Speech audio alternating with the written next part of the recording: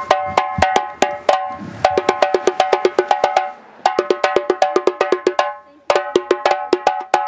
this drone thing, there's something new going on.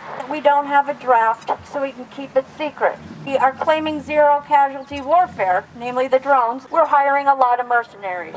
All of these ways are to keep things really secret.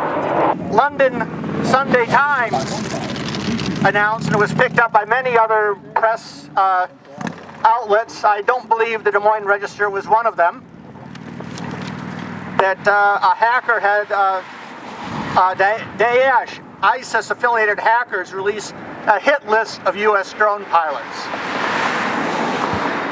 We cannot keep our soldiers safe by putting them behind a screen, setting them in front of a screen and involved in combat.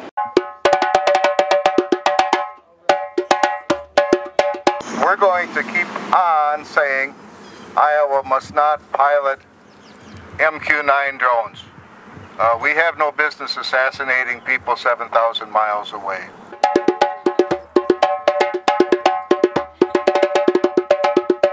But you never can tell, these men and women that are coming out of the gate, you never can tell when one sign may strike them in the heart and may cause them to have a crisis of conscience.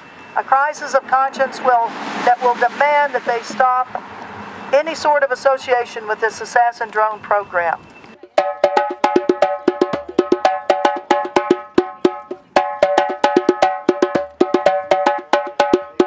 We, like Daniel Berrigan, will not live to see the flower, but we do our part to never lose sight of the vision. That vision that one day swords will be beat into plowshares. There's this illusion that we can keep the war far away. And it's false, because what it's doing is it's literally bringing a war zone here.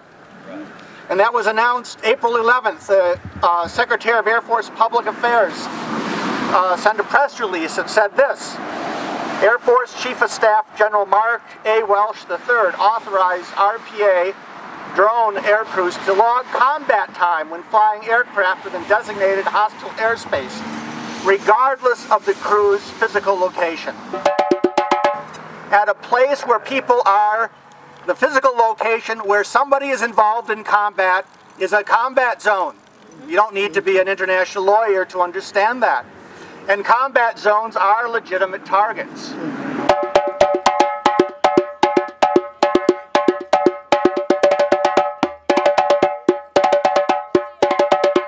Karma or a law of physics, the war comes home, and it's going to come home. There is no way to peace but peace. We're not going to end this war through drone warfare.